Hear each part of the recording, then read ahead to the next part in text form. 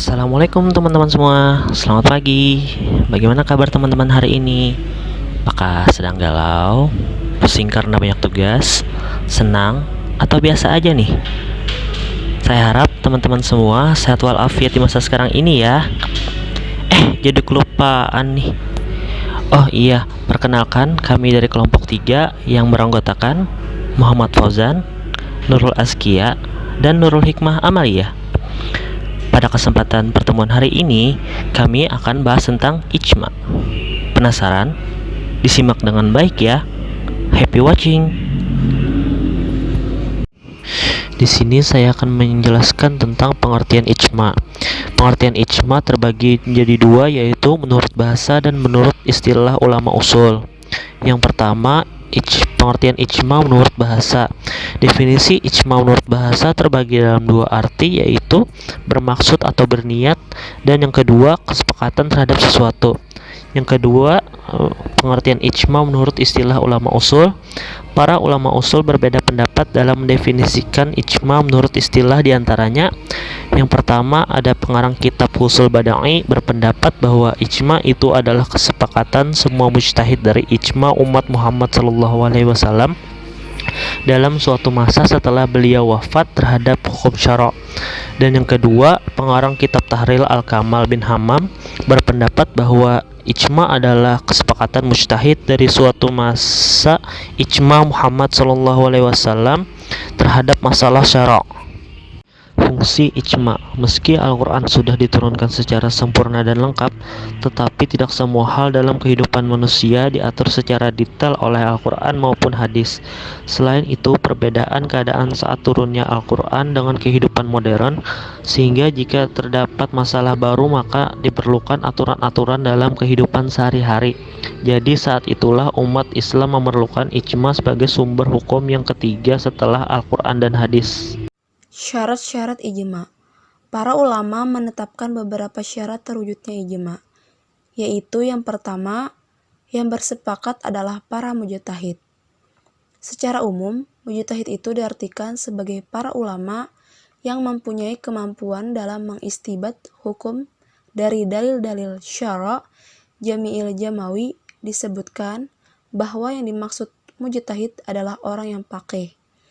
Dalam Sulam Usuliyin, kata mujtahid diganti dengan istilah ulama ijma, sebagaimana menurut pandangan Ibnu Hazm dalam Hikam.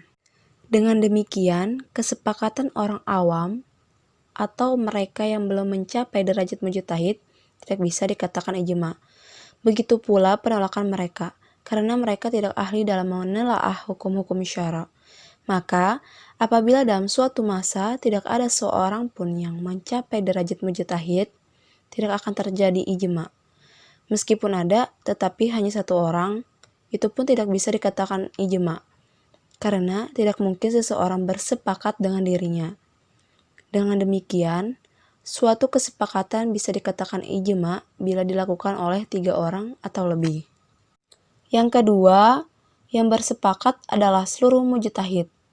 Bila sebagian mujtahid bersepakat dan yang lain tidak, meskipun sedikit, maka menurut jumhur, hal itu tidak bisa dikatakan ijma, karena ijma itu harus mencakup keseluruhan mujtahid.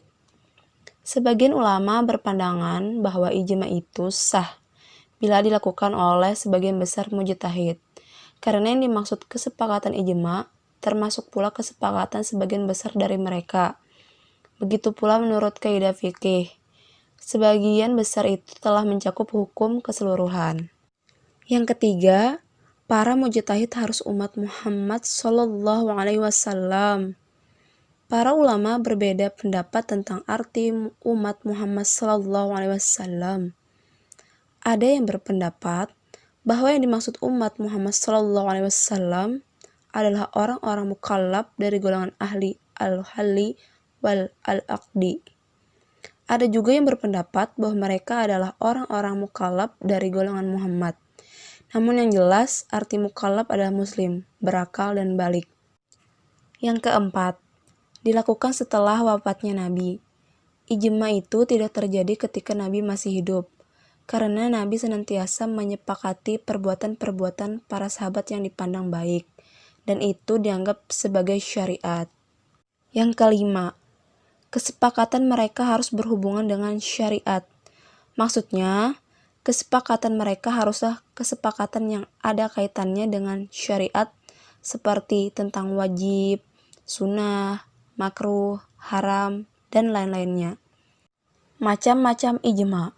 Menurut Abdul Karim Zaidan, ijma terbagi menjadi dua, yaitu ijma sharih atau tegas dan ijma sukuti atau persetujuan yang diketahui lewat diamnya sebagian ulama.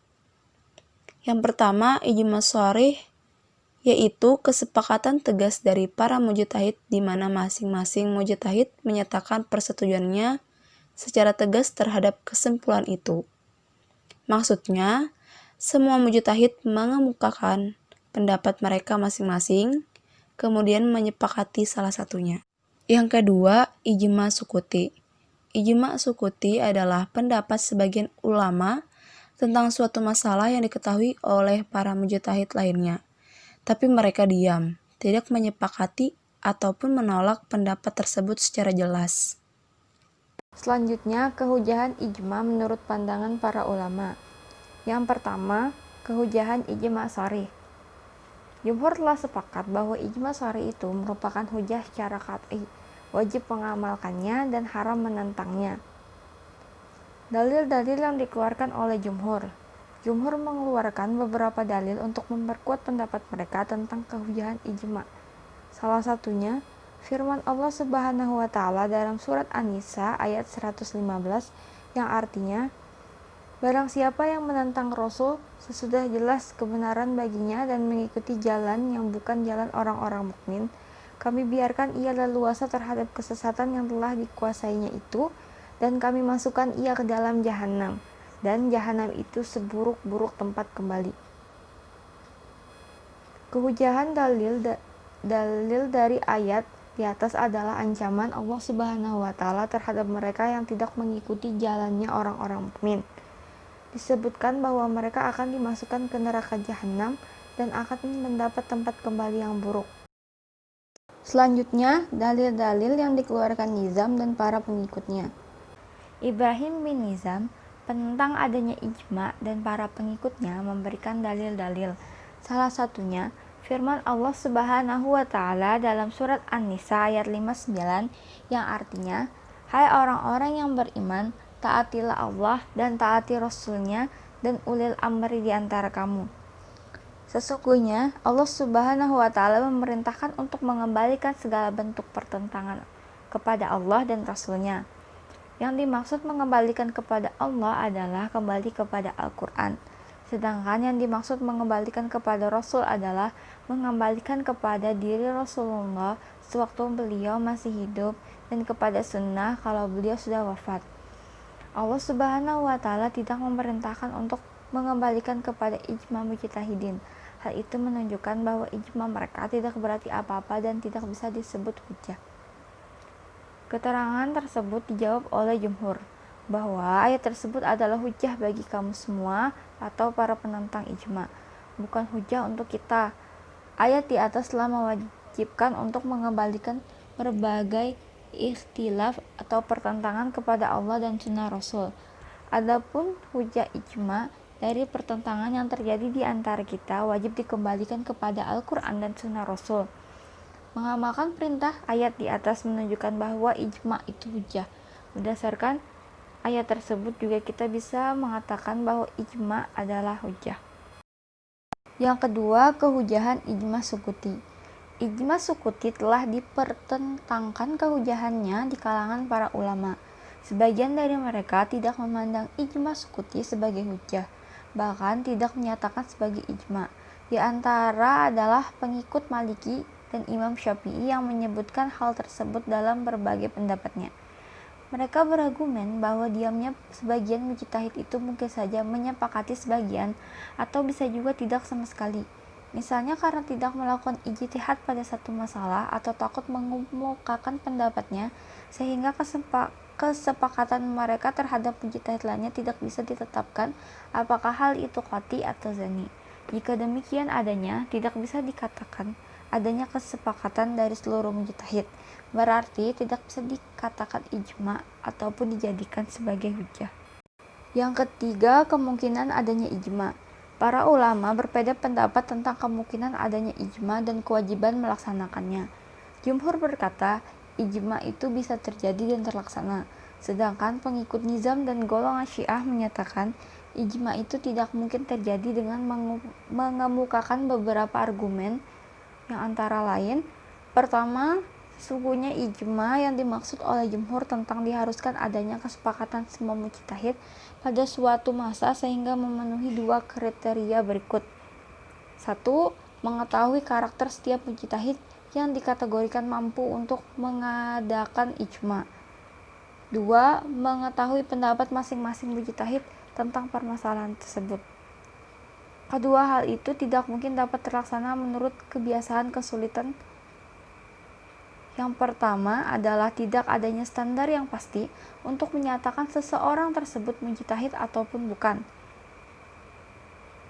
Yang kedua, sesuai dengan yang nomor 2, sesungguhnya para mujtahid itu tidak berada pada tempat tetapi tersebar di berbagai daerah atau kota. Karena tidaklah mungkin untuk mengumpulkan mereka pada suatu tempat dan mengetahui masing-masing pendapat mereka, sehingga tidak mungkin untuk menyatakan pendapat terbaik di antara mereka. Yang kedua, ijma itu harus berdasarkan kepada dalil, baik yang qati ataupun yang zani. Bila berlandaskan pada dalil yang qati, tidak diragukan lagi bahwa hal itu tidak membutuhkan ijma. Sebaliknya, bila didasarkan pada dalil yang zani, dapat dipastikan para ulama akan berbeda pendapat, karena masing-masing mujtahid akan mengeluarkan pendapatnya dengan kemampuan berpikir dan daya nalar mereka, disertai dalil-dalil yang menguatkan pendapat-pendapat mereka. Itulah beberapa alasan terpenting yang dikemukakan oleh mereka yang mengingkari adanya ijma. Adapun mereka yang mengakui adanya ijma memberikan argumen dengan mengemukakan beberapa contoh ijma yang telah dilakukan oleh para mujtahid dari golongan sahabat, seperti nenek yang mendapat 1/6 dari harta waris, tidak sahnya perempuan menikah dengan non-muslim, dan lain-lain. Selanjutnya, ijma dalam kitab-kitab fikih. Sebagaimana telah kita ketahui, yang dimaksud ijma menurut syara itu antara lain adanya kesepakatan dari semua mujtahid yang hidup dalam suatu masa tentang ketetapan hukum syara. Dengan demikian, apabila jumhur ulama menetapkan kesepakatan yang dilakukan oleh sebagian besar ulama, hal itu tidak termasuk ketetapan hukum dan tidak dikatakan ijma.